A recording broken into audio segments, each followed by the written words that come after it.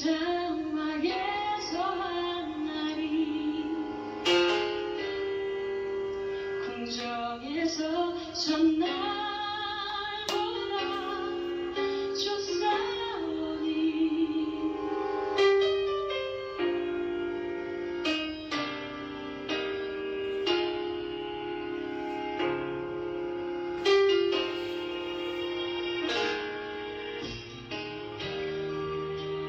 주의 성산에서 한 날이 궁궐에서 첫날보다 좋사오니 나의 영혼 주님을 기뻐해 주의 사랑 늘 완전케 하네 주의 사랑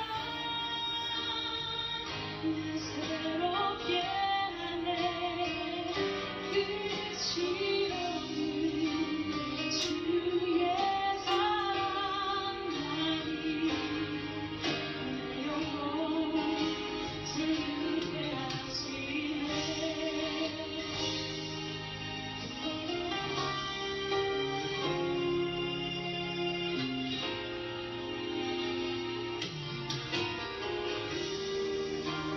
주의 성산에서 한 날이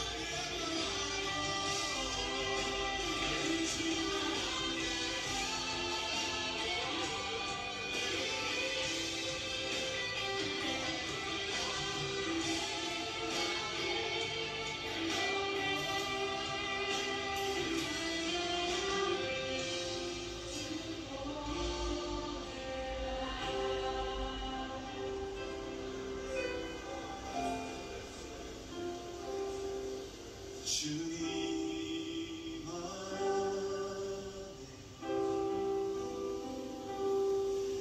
나 거하리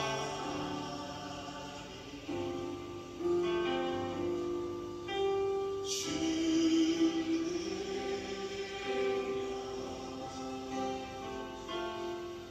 나 잠잠히 믿네 거친 파도 날 향해 와도 주와 함께 날아오르리 높은 가운데 나의 영혼 잠잠하니 주고 거친 파도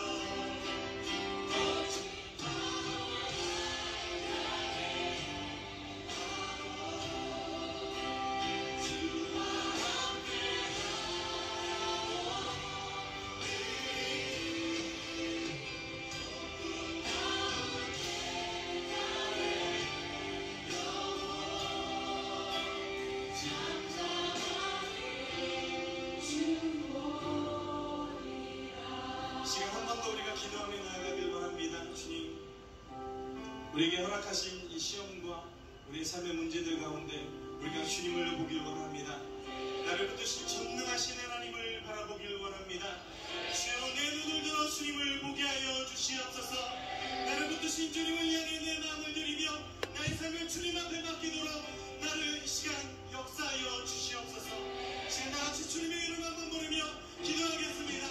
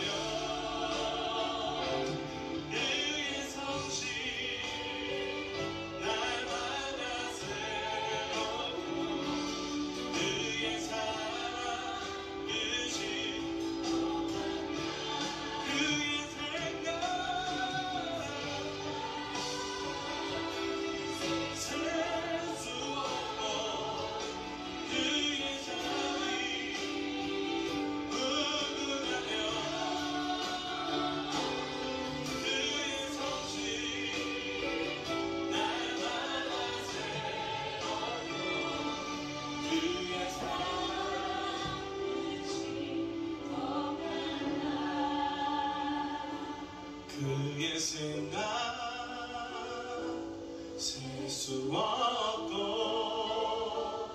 그의 자비 무궁하며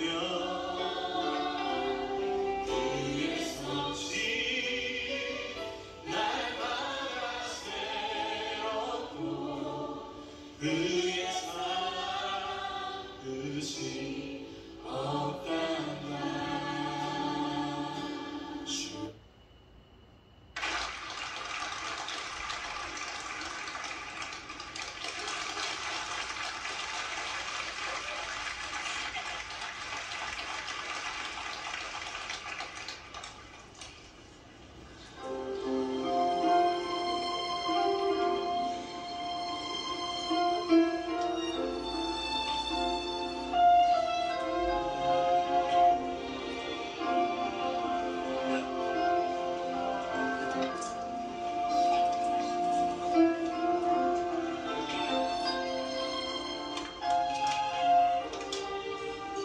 나를 지키시는 하나님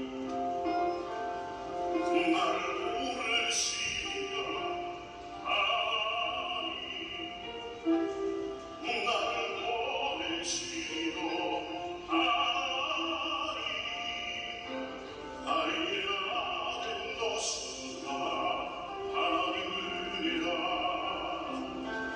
나의 달려갈 길 다가오고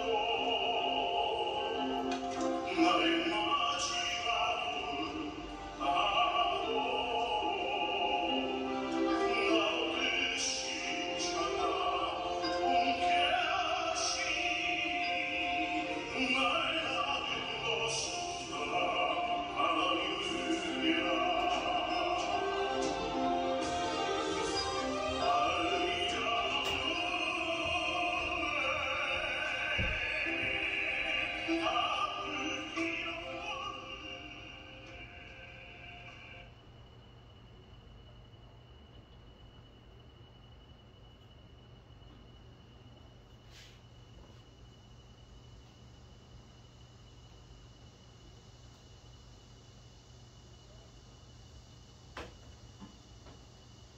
(7월 31일) 주일 예배를 시작하도록 하겠습니다.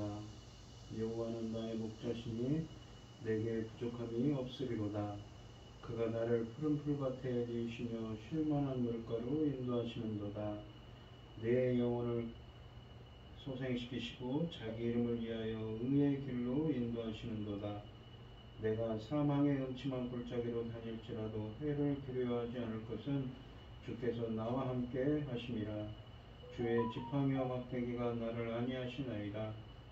주께서 나의 원수의 목전에서 내게 상을 차려주시고 기름을 내 머리에 부으셨으니 내 자신이 넘치나이다. 내 평생의 선하심과 인자하심이 반드시 나를 따르리니 내가 여호와의 집에 영원히 살리로다. 아멘. 저희들을 창세전에 택정하시고 여기까지 인도해 주신 주님 감사를 드립니다. 오늘 예배 가운데 임재하여 주시고 이 예배가 신령과 진정으로 드려지는 예배가 되게 하여 주시옵소서. 이 모든 말씀 거룩하신 예수님 이름으로 기도합니다. 아멘. 찬송가 5장을 하도록 하겠습니다. 이 천지가 만물들아 복 주시는 주 여호와 전능성부 성자 성령 찬송하고 찬송하세.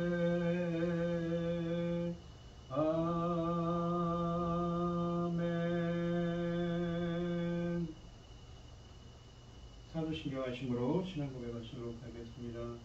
전능하사 천지를 만드신 하나님 아버지를 내가 믿사오며 그 외아들 우리 주 예수 그리스도를 믿사오니 이는 성령으로 잉태하사 동정녀 마리아에게 나시고 본디오 빌라도에게 고난을 받으사 십자가에 못 박혀 죽으시고 장사한 지 사흘 만에 죽은 자 가운데서 다시 살아나시며 하늘에 오르사 전능하신 하나님 우편에 앉아 계시다가 저리로서 산 자와 죽은 자를 심판하러 오시리라.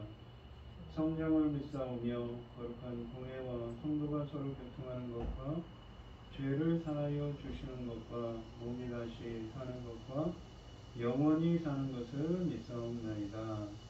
아멘. 교동문 27번입니다. 교동문 27번입니다. 교독을 하겠습니다. 제가 먼저 읽겠습니다. 하나님이여 주의 인자를 따라 내게 은혜를 베푸시며 주의 많은 공의를 따라 내 죄악을 지워 주소서. 나의 죄악을 말갛게 씻으시며 나의 죄를 깨끗이 제하소서. 오늘 나는 내 죄과를 내 죄가 항상 내 앞에 있는다. 내가 주께만 범죄하여 주의 목전의 악을 행하여 싸우니 주께서 말씀하실 때 예의로우시다 하고 주께서 심판하실 때 신선하시다리이다. 내가 죄악 중에서 출생하였으며 왕이가 죄중에 나를 잉태하였나이다. 우슬초로 나를 정결하게 하소서. 내가 정하리이다. 내가 죄를 씻어 주소서. 내가 눈보다 희리이다. 하나님이여 내 속에 정한 마음을 창조하시고 내 안에 정직한 영을 새롭게 하소서. 아멘. 찬송 289장을 하시고 고현희 집사님 기도해 주시겠습니다.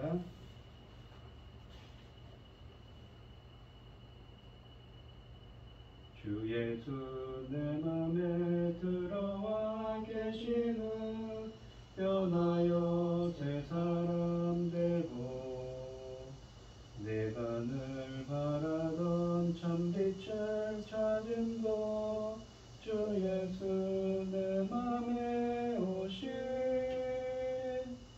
주 예수 내 맘에 오신 주 예수 내 맘에 오신 물밀듯 내 맘에 기쁨이 넘치는 주 예수 내 맘에 오신 주 예수 내 맘에 들어와 계시는 망령된 행실을 끊고 머리털보다도 더 많던 내 죄가 눈보다 더 희어졌네.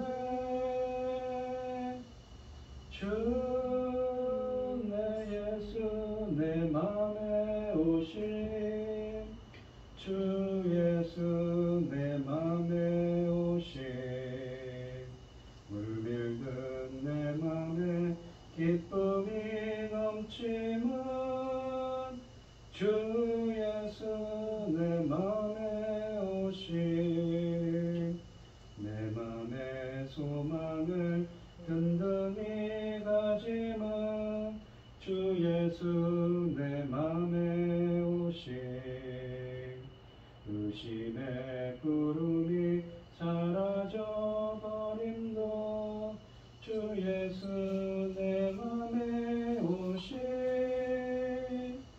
주 예수 내 맘에 오신 주 예수 내 맘에 오신 물밀듯 내 맘에 기쁨이 넘치는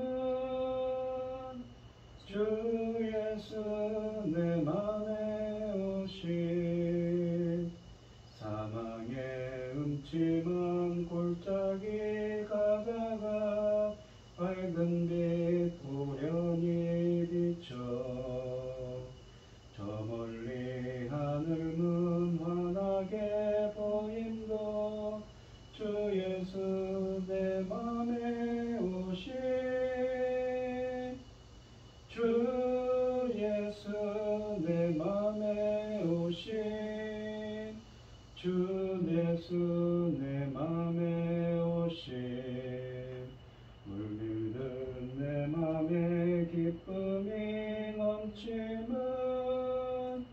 주 예수 내 맘에 오심 내가 저 천성에 올라가 살기는 주 예수 내 맘에 오심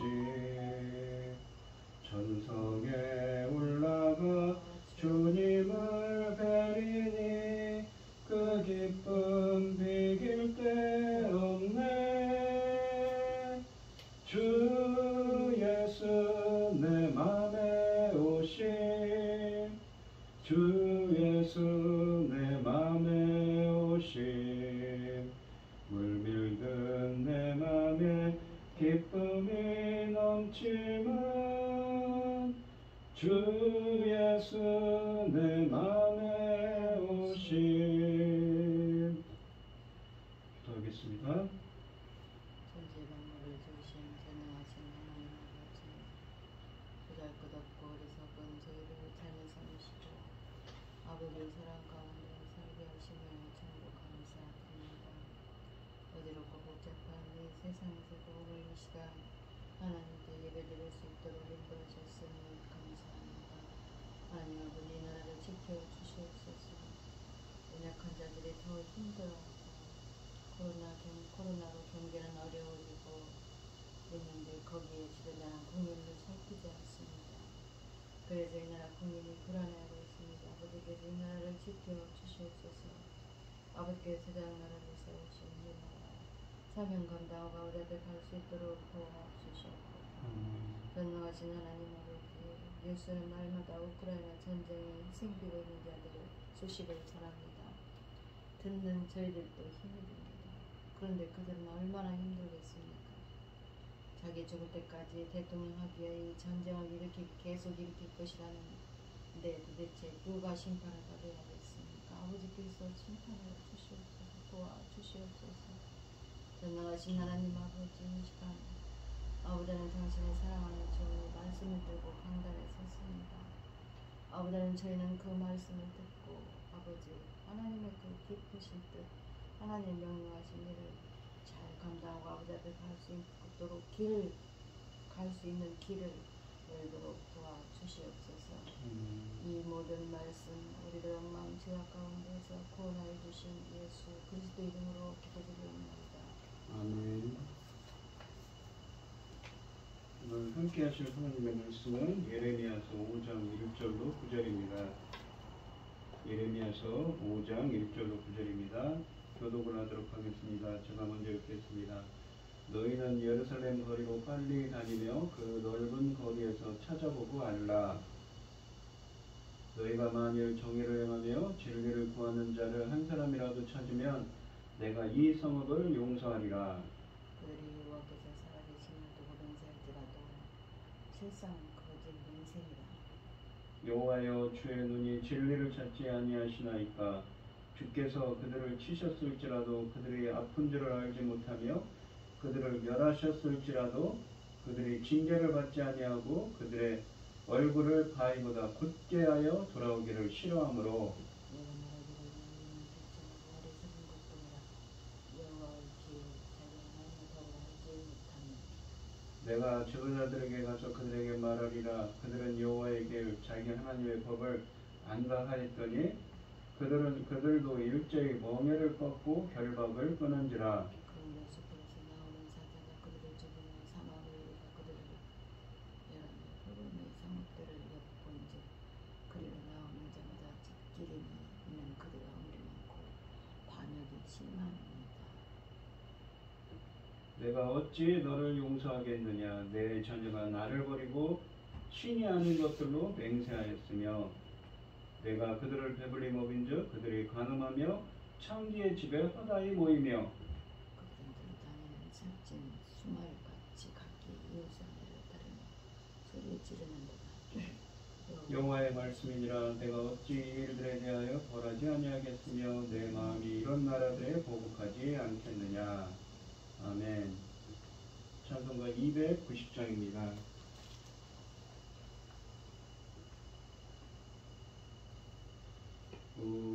우리는 주님을 늘 배반하며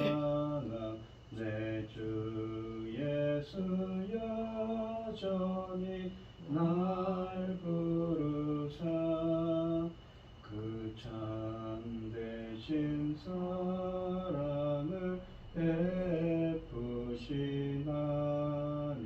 내 형제여 주님을 곧 따르라. 주 날 위에 비네 주 날 위에 비네 주 널 위에 비네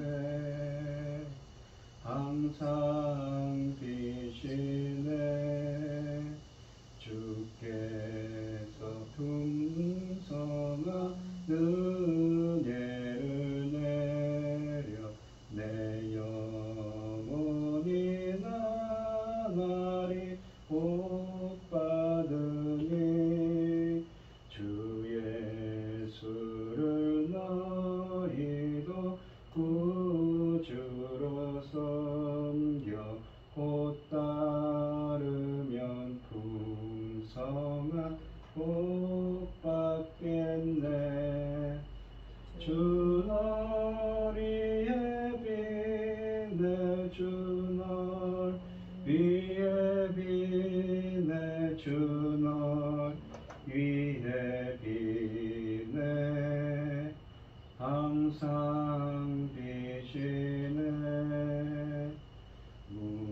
무거운 짐진 후에 타는 인생 주 예수께 돌아와고 쉬어라. 내 주 예수 너희를 돌보실 때에 참 복락과 네가 넘치겠네. 주 널 위에 비네 주 널 위에 비네 주 널 위에 비네 항상 비시네.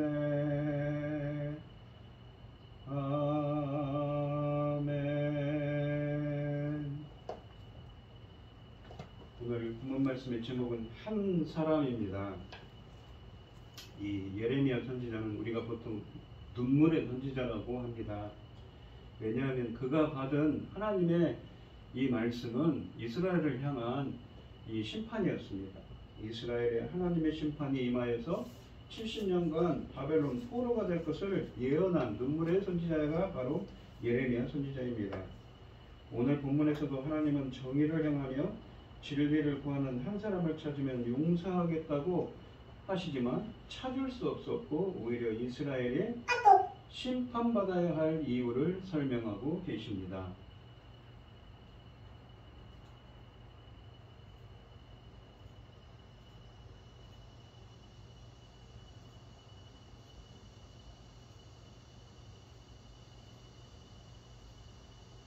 이 1절 말씀을 보시면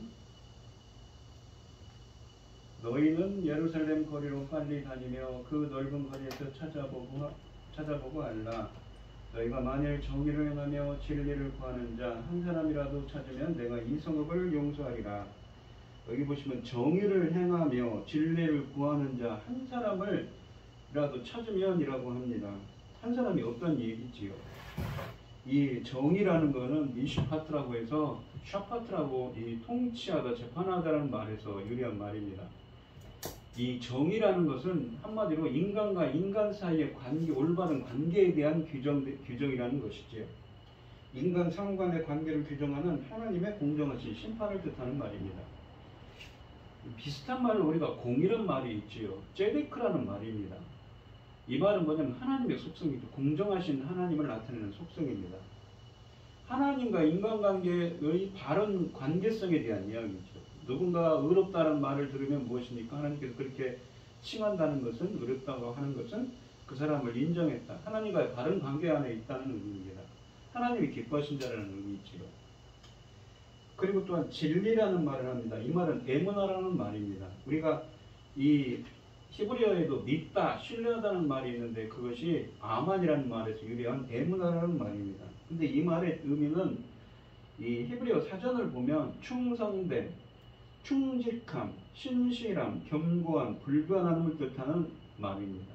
우리가 이 하박국서 2장 4절을 보시면 보라 그의 마음은 교만하며 그 소견을 정직하지 못하나 의인은 그의 믿음으로 말미암아 살리라.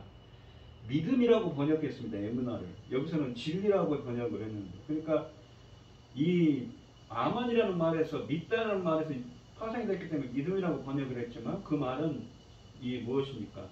충직함, 신실함, 충성됨, 변치 않는 견고함을 뜻하는 말입니다. 근데 이 하박국서 2장 4절을 인용해서 로마서 1장 17절에 쓰였죠.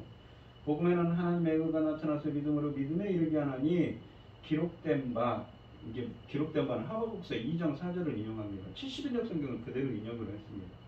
오직 의인은 믿음으로 말미암아 살리라과 같으니라. 그러니까 70인역 성경에는 그러니까 히브리어 성경에는 에무나라고 되어 있지만 그거를 70인역 그러니까 유대인들이 그 헬라어로 번역을 할 때 믿음, 피스티스라는 말로 번역을 한 거죠.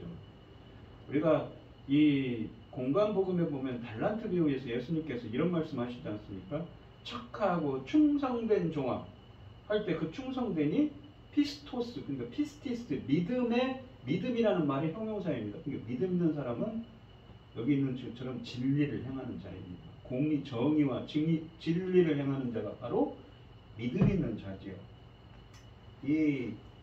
우리가 성경을 보시면 이 예레미야가 차지하는 의미는 정의를 행하며 진리를 구하는 사람입니다. 소돔과 고모라가 의인 10명이 없어서 멸망한 것에 비하면 이 예레미야 시대의 예루살렘은 파격 제한을 받고 있습니다. 파격적인 제한이지요. 당시 예루살렘에는 예레미야와 또한 많은 예레미야를 따르는 사람들도 있었을 것입니다.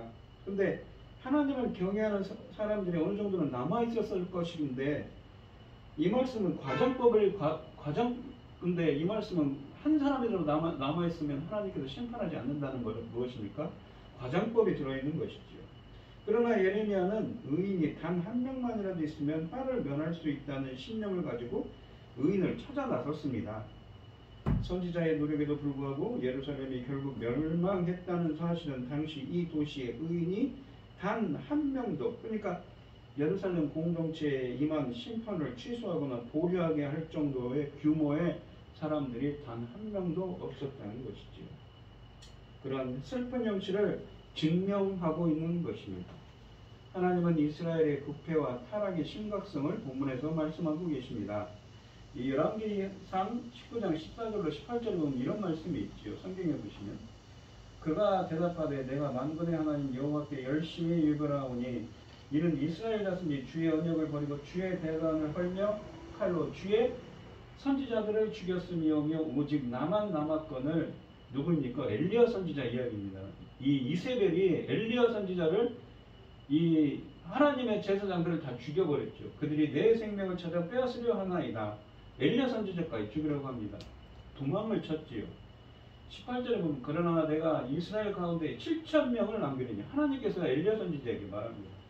7,000명을 남긴다고. 다 바알에게 무릎 꿇지 아니하고 다 바알에게 입 맞추지 아니한 자니라. 그러니까 이스라엘의 7,000명을 하나님께서 남겨주신다는 거죠. 근데 이 오늘 본문을 보시면 예레미야 선지자 시대에는 의인, 정의를 행하고 진리를 구하는 자, 진리를 행하는 자, 믿음의 사람이 하나님 앞에 충성된 자가 한 명이 없었다는 것입니다. 예레미야는 왜 자기 시대에는 이 7,000명이 없었는 거에 대해 참으로 의아해했을 것입니다. 또한 선지자의 안타까움은 의인 10명이 없어서 멸망한 소돔과 고모라를 지켜보아야 했던 아브라함의 안타까움보다 더했을 겁니다. 이 에스겔 선지자 시대에 이런 말씀이 있습니다. 에스겔서 22장 29절로 31절 말씀해 보면 이 땅 백성은 포악하고 강탈을 일삼고 가난하고 궁핍한 자를 압제하고 무엇입니까? 아까 그 본문 말씀에 보면 진리를 행하는 자, 정의를 행하는 자가 없다고 그랬죠. 정의가 무엇입니까? 인간과 인간 상호 간의 관계를 규정하는 하나님의 공정하신 심판을 의미한다고 했죠. 바로 무엇입니까? 포악하고 강탈을 일삼고 가난하고 궁핍한 자를 압제하는 거. 이거 바로 정의가 없는 자이죠. 나그네를 부정하게 학대하였으므로 그래서 이 땅을 위하여 성을 쌓으며 성 무너진 데를 막아서서 나로 하여금 멸하지 못하게 할 사람을 내가 그 가운데서 찾다가 찾지 못하였으므로 내가 내 분노를 그들을 위해 쏟으며 내 진노의 불로 멸하여 그들을 위 행위대로 그들의 머리에 보응하였느니라. 주 여호와의 말씀입니다. 그러니까 예수겔 선지자는 어떤 사람입니까? 이미 예수겔 선지자가 예언을 할 때는 어디입니까? 그 바벨론에 끌려가서 그 갈대아에 끌려가가지고 거기에서 지금 예언을 하는 겁니다. 그렇게 행했다는 거예요. 한 사람이 없어서. 진노를 막을 사람 한 사람이 없었다는 것입니다. 백성은 평소에 여호와를 자주 언급하고 주님의 이름으로 맹세하기도 하지만 정작 그들의 삶에서 하나님께서 그들에게 바라시는 정의와 진리는 찾아볼 수가 없었습니다. 하나님은 정의를 행하며 진리를 구하는 믿음의 사람 한 사람을 찾으시는 그 하나님이십니다. 이스라엘의 심판은 그 한 사람이 없어서 이스라엘의 심판을 말씀하고 계신 것이지요. 정의를 구하며 진리를 구하는 자, 그 한 사람은 하나님의 말씀과 하나님의 뜻대로 행하는 자이며 또한 끝까지 변하지 않는 신실한 자, 진리를 구하는 자, 충성된 자입니다. 하나님 뜻대로 살겠다고 다짐하는 자입니다. 그 한 사람을 하나님은 찾고 계시지요. 이스라엘은 그 한 사람이 없어서 멸망당한 것입니다. 하나님이 찾으시는 그 한 사람이 되시는 여러분들이 되시기를 바랍니다. 2절 말씀해 보시면 그들이 여호와께서 살아계심을 두고 맹세할지라도 실상은 거짓 맹세입니다. 2절에서 하나님은 유다 백성의 종교적 타락도 지적하십니다. 유다 백성이 하나님의 살아계심을 두고 라고 말하면서 진실한 듯 행동하지만 실상은 거짓으로 하는 맹세라고 말씀하십니다. 우리가 이사야서 1장 말씀을 할 때 이사야서 1장에 보시면 뭐라고 하냐면 하나님께서 가증하다고 합니다. 왜? 그들이 안식일마다 와서 하나님께 예배를 드리고 제사를 드립니다. 그런데 밖에 나가서는 어떻습니까? 오늘 본문에 있는 것처럼 하나님 믿음이 없는 행동을 하는 겁니다. 정의롭지 못한 진리대로 하나님의 그 신실함을 충성되게 행하지 않는 거죠. 이는 형식적인 종교행위, 이게 형식적인 종교행위의 문제입니다. 입으로는 경건하지만 삶은 그렇지 못한 모습인 것이지요. 유다 백성의 언약의 하나님, 곧 하나님의 사심을 두고 맹세할 때 하나님이 원하시는 것은 거짓이 아니라 신실함, 진실입니다. 그가 진실하신 것처럼 그의 백성도 진실하기를 기대하시는데 유다 백성들은 이 기대를 저버렸으며 모두 거짓으로 맹세하여 하나님의 이름을 망령되게 일컫기 때문입니다. 1절과 2절에서 하나님이 지적하시는 심판 원인은 사회적인 실패와 종교적인 실패입니다. 공의와 신의를 지키지 않고 오히려 종교를 팔아 거짓을 행한 것으로 인해 예루살렘이 하나님의 용서를 받지 못할 것을 예레미야 선지자를 통해서 말씀하고 계십니다. 3절 말씀해 보시면 여호와의 주의 분이 진리를 찾지 아니하시되, 진리라는 건 무엇입니까? 아까 말한 에무나입니다. 신실함, 충성됨, 충직함, 변치함. 주께서 그들을 치셨을지라도 그들이 아픈 줄을 알지 못하며 그들을 멸하셨을지라도 그들이 징계를 받지 아니하고 그들의 얼굴을 바위보다 굳게 하여 돌아오기를 싫어함으로 라고 되어 있습니다. 이 3절부터 5절은 예레미야의 말입니다. 그러니까 1절로 2절은 하나님의 말씀인데 그 하나님의 말씀하신 것에 대한 듣고 답변하는 것처럼 보입니다. 아까도 말씀드렸듯이 이 진리는 에무나, 이 충실함, 충직함, 변치 않음, 신실함을 뜻하는 말입니다. 징계라고 되어 있는 이 말씀은 훈계, 책망을 뜻합니다. 그 얼굴을 굳게 했다는 것은 무엇입니까? 죄악에 대해서 전혀 무감각해진 이스라엘 백성들의 상태를 의미합니다. 3절에서 하나님의 눈으로 찾고 계신 것은 진리라고 선지자는 말합니다. 진리는 표리부동하지 않은 참된 충성된 성품입니다. 하나님은 영이신 주님을 믿고 이 경외하며 어디에서나 상관없이 거짓이나 위선이 없는 삶을 살기를 원하십니다. 그런데 이스라엘은 신실하지 못하고 행동과 실천으로 그 충성을 증거하지 못했습니다. 그들은 하나님의 가르침에 따라 실천하지 않았습니다. 그리고 주께 돌아오기를 완강히 거부했습니다. 하나님은 경고의 말씀과 징표로 그들을 때리시기도 했다고 3절에 말씀하십니다. 그러나 그들은 하나님의 교훈 받기를 거절하였고 돌아오지도 않았습니다. 4절 말씀을 보시면 내가 말하기를 이 무리는 비천하고 어리석은 것뿐이라. 비천하다는 건 가난하단 말입니다. 여호와의 길, 자기 하나님의 법을 알지 못하니 라고. 여호와의 길이라는 건 뭐냐면 하나님의 뜻을, 그 인생의 방향성이거든요. 그러니까 하나님이 정하신 그 하나님의 뜻을, 그리고 자기 하나님의 법이라는 것은 뭐냐면 여기 율법이 아니라 미시파티입니다. 아까 말씀드린 정의를 뜻하는 말이죠.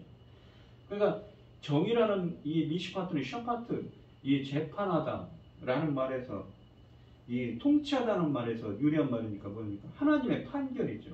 하나님의 뜻과 여호와의 그 길과 인생의 길, 우리를 향하신 그 하나님의 뜻과 자기 하나님의 법을, 하나님의 판결, 그것을, 하나님의 정의를 알지 못하니 라는 말입니다. 이 안다는 것은 야다라고 해서 주관적으로 체험적인 지식이죠. 선지자가 성읍을 두루 다녀보지만 의인을 찾을 수 없자 생각해 보았습니다.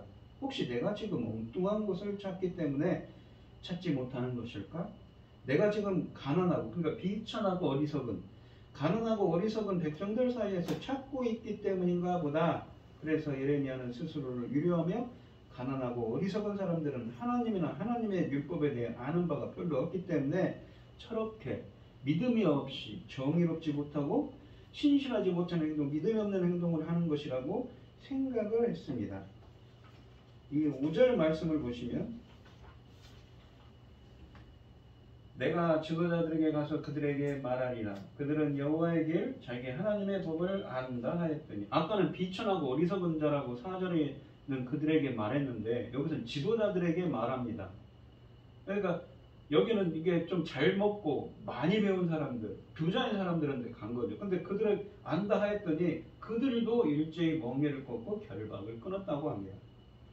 멍에는 무엇이냐면 이 멍에, 우리가 짐을 끌도록 이 말이나 소를 씌우는 그 멍에를 뜻합니다. 결박은 책임이나 굴레, 속박을 뜻하는 히브리어입니다. 4절에서 가난하고 어리석은 사람들이 하나님과 율법에 대해 알지 못하여 의롭게 살지 못했다면 부유하고 유식한 지도자들은 어떨까요? 부자들은 가난한 사람들보다 더 많은 교육을 받았습니다. 게다가 여호와의 백성들을 다스리는 지도자들이라면 하나님을 더욱 깊이 알아야 합니다. 그래서 예레미야는 지도자들 중에서 분명 의인을 찾을 수 있을 것으로 5절에서는 기대를 했던 것이죠. 그러나 선지자는 다시 한번 실망을 경험합니다. 예레미야는 탄식하기를 그들도 한결같이 곱비 풀린 망아지들이다.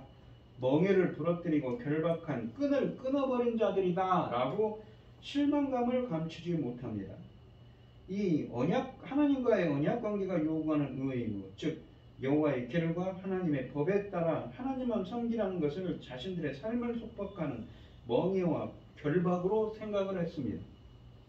입으로 하나님의 법을 말하지만 삶은 그 법을 멍에와 결박으로 취급합니다. 그래서 벗어나려고 하는 이 어리석은 모습을 보인다는 것이지요. 이와는 달리 하나님의 법이 하나님과 인간을 향한 죄의 속성을 통제한다는 의미에서 멍에와 결박을 긍정적으로 고려할 수도 있습니다. 그러나 지도자들은 이를 거부한다는 것이죠. 죄악의 본성에 따르기를 선택했습니다. 그러니까 하나님의 그 씌우신 멍에와 결박이죠. 그러니까 하나님과의 그 관계성이 뜻하는 말이라고 할 수 있습니다. 하나님과 이스라엘 백성들은 이 시내산에서 언약을 맺은 언약 백성들이었지요. 이는 하나님이 돌이킬 것을 기대하고 훈육으로 개입하시자 백성과 지도자들은 결박을 끊어버리는 것으로 정면으로 그를 교부하고 거역한 것을 보여줍니다. 이 문제는 앞서 인용한 에스겔서 22장 29절로 31절에서 언급한 유다의 문제를 바로잡아서 하나님의 진노를 막아줄 사람을 찾다가 찾지 못하셨다는 말과 연결됩니다. 즉 일반 백성 중에 아까 4절에 있는 비천하고 어리석은 가난하고 어리석은 백성들 뿐만 아니라 이 지도자들 중에도 없었다는 것이지요. 이는 유다의 총체적인 타락을 의미합니다. 하나님이 돌이킬 이스라엘의 이 타락과 부패는 특정한 경제적 계층이나 교육 수준에 제한된 일이 아니었습니다. 못 배운 사람들이든 박식한 사람들이 함께 범죄했습니다. 권력자들이나 그들의 지배를 받는 사람들이나 하나님께 등을 돌리기는 마찬가지였습니다. 가난하고 어리석은 사람들은 하나님과 주님의 말씀에 대한 무지가 문제였지만 이 상류층과 지도층은 말씀을 알면서도 말씀대로 살지 않는 불순종과 교만이 문제였던 것이지요. 이 6절 말씀을 보시면 그러므로 숲풀에서 나오는 사자가 그들을 죽이며 사막의 이리가 그들을 멸하며 표범이 성읍들을 엿본즉 그리고 나오는 자마다 찢기리니 이는 그들의 허물이 많고 반역이 심함이니이다 라고 되어 있습니다. 예레미야는 이 3절부터 5절에서 언급한 유다 백성과 지도자들의 백성의 근거에서 사나운 짐승 비유로 심판을 선언합니다. 하나님은 백성에게 들짐승을 보내서 심판하시기로 했습니다. 본문의 이 짐승들은 예레미야서 4장 6절로 7절에서 말씀에서 유추해보면 앞으로 이스라엘을 침략하고 파괴할 열방을 상징합니다. 4절로 5절에서 그는 가난하고 무식한 사람들이나 부유하고 유식한 사람들이나 막론하고 모두 어리석게 하나님의 길과 법을 떠나 방종한 삶을 살고 있다고 탄식했습니다. 예레미야는 이 3절로 5절에서 서술한 유다 백성의 문제를 무수한 허물과 반역으로 6절 하반절에서 다시 정리하면서 심판 선언의 정당성을 이 6절에서 확인해주고 있습니다. 유다 백성의 문제를 허물과 반역으로 규정하는 것은 그들이 언약 관계가 요구하는 의무를 지키지 않았고 하나님께로부터 돌아섰기 때문입니다. 그러므로 6절에서 이제 심판은 필연적이 되었다는 사실을 하나님께서 예레미야 선지자를 통해서 고백하는 것이지요. 7절부터 9절 말씀을 보시면 내가 어찌 너를 용서하겠느냐 내 자녀가 나를 버리고 신이 아닌 것들로 맹세하였으며 내가 그들을 배불리 먹인즉 그들이 간음하며 창기의 집에 허다히 모이며 그들은 두루 다니는 살찐 소말같이 각기 이웃의 아내를 따르며 소리 지르는도다. 여호와의 말씀이니라 내가 어찌 이 일들에 대하여 벌하지 아니하겠으며 내 마음이 이런 나라에 보복하지 않겠느냐라고 말씀하십니다. 1절에서 정의를 행하고 진리를 구하는 자를 한 명이라도 예루살렘에서 찾으면 용서하시겠다라고 말씀하셨는데 이 예레미야의 경험에 따르면 결국 한 명도 찾을 수 없는 상황입니다. 따라서 내가 어찌 너를 용서하겠느냐라고 7절에서 반문하십니다. 하나님은 7절로 9절에서 하나님이 지적하시는 심판 원인은 유다가 우상을 숭배하면서 종교적으로 실패한 것이며 언약 백성이 경건한 삶을 살지 못한 것이라고 말씀하십니다.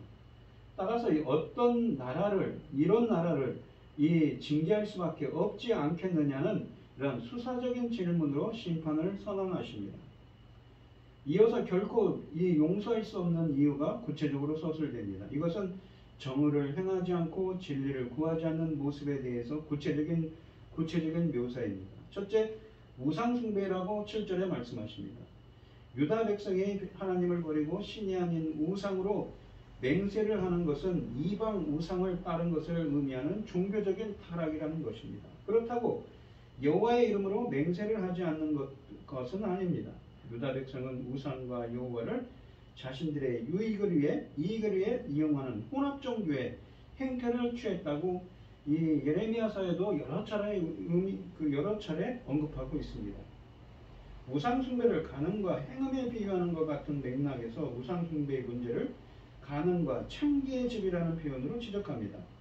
우리가 성경에서 보시면 하나님과 이 언약 백성의 관계를 혼인 관계로 이야기합니다. 주님은 신랑이고 언약을 맺은 백성들은 무슨 신부의 관계죠. 요한계시록 19장에 보면 어린 양의 혼인잔치가 나오지 않습니까? 그래서 이 출애굽기 34장 15절 같은 경우는 음란히 섬긴다는 것을 하나님을 섬기지 않고 음란히 섬긴다는 것, 간음을 한다는 표현을 합니다. 우상 숭배를. 여호와가 그를 섬기는 이스라엘 간의 이 관계는 결혼 관계와 같은 계약 관계였습니다. 즉 한 여인이 한 남자를 섬기는 것이 결혼 관계인 것처럼 이스라엘은 오직 하나님만 섬겨야 하는데 다른 신을 섬긴다면 그것은 간음을 의미합니다. 그래서 여호와께서 이스라엘 백성들에게 다른 신을 섬기지 말라고 선포하는 것이지요. 신약에 있어서도 우리가 교회의 이 예수 그리스도는 신랑이고 교회는 신부라고 에베소서 5장 말씀에 쓰여 있는 것처럼 말입니다. 또한 그들이 섬겼던 바알이 그들을 배불리 먹인 것이 아니라 실상은 하나님이 그렇게 하셨음에도 불구하고 그들은 성전이 아닌 바알의 신전 청기의 집으로 들어가서 바알을 숭배했다고 본문에 말씀하십니다. 두 번째로는 8절에 보시면 경건한 삶이 상실했습니다. 우상 숭배에 대한 유다 백성의 이 열정을 살찐 순말에 비유하면서 자신들의 욕정을 채우기 위해 이웃의 아내를 탐하는 모습을 지적합니다. 달리 말하면 10계명의 마지막 계명, 제10계명을 범하는 모습이지. 경건한 삶이 상실된 유다 백성들의 사회적 실패를 가리키는 것으로 볼 수 있습니다. 8절 말씀해 보시면 각기라는 말이 있습니다. 각기 이웃의 아내를 따르며, 이 각기라는 말에 주목하면 유다 백성의 총체적인 타락을 짐작해 볼 수 있습니다. 각기 그렇게 행동하고 있다면 하나님이 1절에서 한 사람이라도 찾으면 용서하시겠다고 하신 말씀을 이해할 수가 있습니다. 제1계명과 제10계명의 언약관계가 요구하는 의무를 외면한 유다 백성은 결코 언약 백성의 정체성을 포기하고 결국 이 이방신을 숭배하는 이방인의 정체성을 자처한 것이 됩니다. 그렇다면 9절에 표현되어 있는 하나님의 분노를 충분히 우리는 공감할 수가 있는 것이지요. 7절로 8절에서 하나님이 지적하신 유다 백성의 문제를 정확하게 이해한다면 9절에 이 수사적인 질문에 배어 나오는 하나님의 진노를 충분히 우리는 상상할 수 있을 뿐만 아니라 이 질문에 예라는 대답을 우리는 할 수밖에 없을 것입니다. 이 질문들은 심판을 하겠다고 선언하는 이 평이한 평사문보다 더 강력하게 심판의 선언과 정당성을 보여줍니다. 유다가 언약 관계를 거부하고 이방 나라들처럼 되어버린 것에 대해 하나님은 그 죄가를 반드시 물을 것이며 보복하실 것이라고 말씀하십니다. 보복이라고 표현하는 것은 하나님의 심판이 단순한 안갚음이 아니라 그들의 배신 행위에 대한 정당한 되갚음이라는 의미가 담겨 있습니다. 하나님은 6절에서 이스라엘에게 들짐승을, 그러니까 바벨론 같은 그 열방들을 보내 그들을 찢겠다고 선포하셨습니다. 본문은 하나님의 잔혹한 심판의 정당성을 선포합니다. 주의 백성은 배은 망덕한 민족입니다. 이스라엘의 문제는 그들에게 은혜와 자비를 베푸시는 하나님을 인정하지 않는 것입니다. 하나님의 복을 누리며 살아왔던 그들은 하나님께 감사하기는커녕 야생마들처럼 닥치는 대로 간음, 그러니까 우상숭배를 하고 있었던 것이지요. 그래서 하나님은 눈물의 선지자인 예레미야 선지자를 통해 하나님의 이스라엘의 심판을 말씀하고 계시는 것이지요. 우리가 오늘 본문 말씀을 보시면 우리가 첫째로는 어떻습니까? 한 사람을 찾으시는 하나님이시지요. 하나님께서는 정의를 행하고 진리를 행하는 자, 하나님이 찾으시는 그 한 사람, 정의를 행하며 진리를 구하는 자, 하나님께 충성된 자죠. 하나님 말씀대로 살겠다고 다짐하는 그 진리를 구하는 그 한 사람을 찾으십니다. 여러분들도, 우리 성도님들도 하나님 앞에서 정의를 행하며 진리를 구하는 그 하나님이 찾으시는 그 한 사람이 되시기를 바랍니다. 두 번째로는 무엇입니까? 하나님은 말하는 것과 사는 것이 진실함을 소중히 여기시는 분입니다. 아까도 말씀드렸듯이 이스라엘 백성들은 혼합종교입니다. 그러니까 그들은 하나님을 섬긴다면서도 우상도 함께 섬깁니다. 또한 어떻습니까? 하나님이 그들은 매 주마다 안식일마다 와서 성전에 와서 예배를 드리고 제사를 드립니다. 그런데 밖에서는 어떻습니까? 정의가 없지요. 약자들을 약탈을 합니다. 그래서 하나님께서는 그 정의가 없는 사회, 진리가 없는 그 사회를 통하여서 그 한 사람을 찾다가 찾지 못했기 때문에 어떻습니까? 심판을 말하는 것이지. 진정한 믿음의 사람은 말로만 떠드는 자가 아닌 행동하는 믿음의 사람입니다. 즉 신실한 자, 충성되게 자라는 것이죠. 하나님 앞에서 신실한 자, 충성된 사람, 하나님이 찾으시는 그 한 사람이 되시는 여러분들이 되시기를 축원드리겠습니다. 기도하겠습니다. 하나님 아버지 감사합니다. 오늘 주신 말씀처럼 하나님이 찾으시는 그 한 사람, 정의를 향하며 진리를 구하는 자, 신실하게 변함없이 충성되게 하나님의 말씀을 붙잡고 사는 사람들이 될 수 있도록, 하나님이 보시기에 기뻐하는 자가 될 수 있도록 주님 저희들을 인도하시고 함께하여 주시옵소서. 이 모든 말씀 거룩하신 예수님 이름으로 기도합니다. 아멘. 찬송가 449장입니다. 이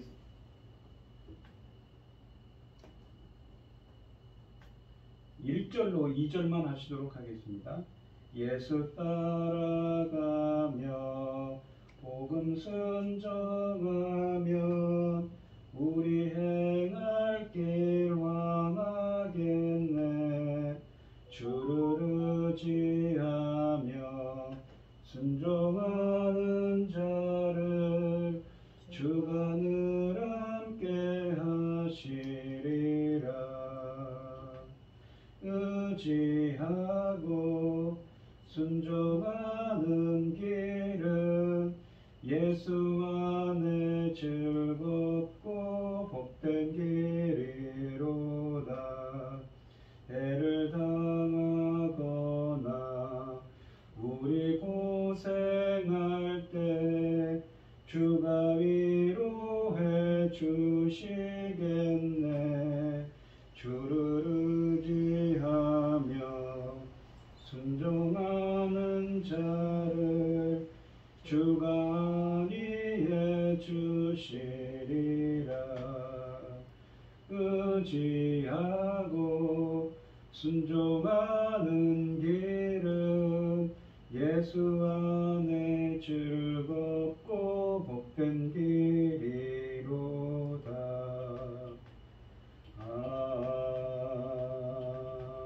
아멘. 기도하겠습니다. 하나님 아버지 감사합니다. 오늘 거룩한 주일에 이렇게 불러 모아 주시고 이렇게 하나님의 은총 안에서 예배할 수 있게 해 주셔서 감사를 드립니다. 오늘 주신 말씀처럼 저희가 하나님이 찾으시는 그 한 사람이 될 수 있도록 정의를 행하며 진리를 구하는 자가 될 수 있도록 역사하여 주시옵시고, 오늘 하나님께 은혜에 감사드리며 귀한 예물을 드리는 손길들마다 주님께서 연락하여 주시고 이 손길 가운데 주님께서 은혜 베풀어 주셔서 하나님의 기뻐하시는 뜻을 행하는 자, 정의를 향하며 진리를 구하는 자가 될 수 있도록 붙들어 주시고 은혜 베풀어 주시옵소서. 이 모든 말씀 거룩하신 예수님 이름으로 기도합니다. 아멘. 찬송가 5장을 하시고 축도하심으로 오늘 예배를 마치도록 하겠습니다. 이 천지간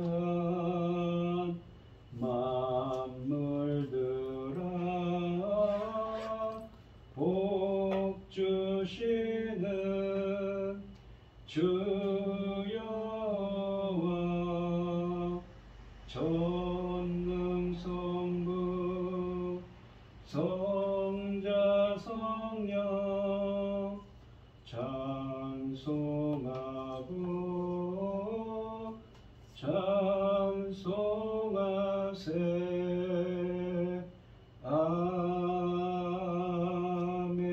아멘.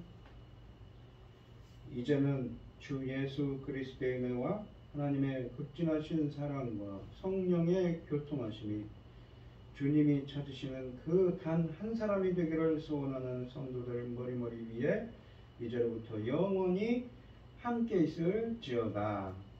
아멘.